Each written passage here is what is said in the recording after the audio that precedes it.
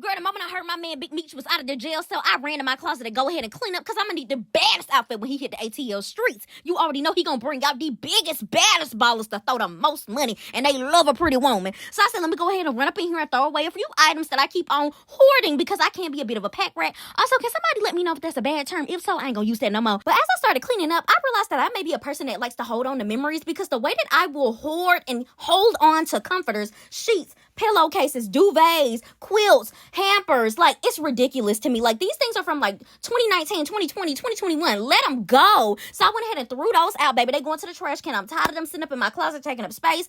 Why when I was moving stuff around, I found this old crate that my mama gave me a few weeks ago with my old portable DVD player, PSP, camera, leapfrog, and it's Obama cut back from when he ran in 2008 and I was in the 6th grade. I don't even know why I still got that. I moved that big old rinky-dink old dusty Todd-Delay and threw ring light out the way, honey, because I need to buy a new one. Somebody send me one. And a lot of my OG girlies may remember me asking a few years ago if I should keep my retro Jordan boxes from the 2012, 13, 14, and 15 era. The only reason I've ended up keeping them this long is based off of nostalgia because y'all know they don't do Jordans the same. Like, I used to camp out for my Jordans, baby, the OG way. I used to sit out for 10, 12 hours outside a Kids Foot Locker, Finish Line, Hibbett Sports, anything I could get my hands on. And of course, it was on my daddy's dime, honey. I used to stay taking my daddy up through there for $80, $90 every Saturday to get them pair of shoes. So I be holding on to these boxes with dear life because they bring back so many good memories. I ended up moving all the boxes to one of those Bumblebee crates at the top of my closet, which you'll see later in the video. But I just want to know, should I keep them or not? Because it may be time to let Penelope go. Also, not to turn this into a therapy session, but I think one of the main reasons I hold on to everything tangible from my college years is because I paid for it. Like, not even trying to be funny to my parents. Yes, they helped all up and through in between, but I worked down to the nitty-gritty bone to get every last penny that I had for these outfits, girl.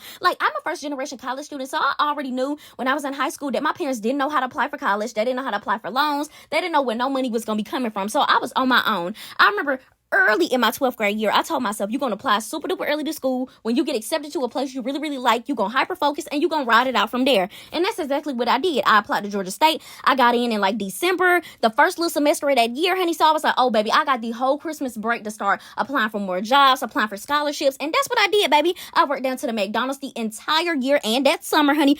Built up all my bread, bought all of my dorm room stuff, babes. Figured out how to apply for loans on my own. Did all of my housing on my own, baby. I remember knocking on my parents' door like, knock, knock, knock. Honey, they looking like, what you want? I said, oh, girl, can you take me down to the Georgia State next week? They looking like, how you going to Georgia State? We didn't give you no money. Babes, I worked on my own to get it. I applied for scholarships. I applied for loans, girl. It's on me. Just drop me off, boo. I don't want to be here no more. So, yeah, I think that's why I hold on to all of this because throughout all 4 years, there was even times where I worked 2 jobs, y'all. Like, I remember working down to the Career Services Center and working at the dorms and having an internship, taking 18 credit hours and being a higgity hoe on the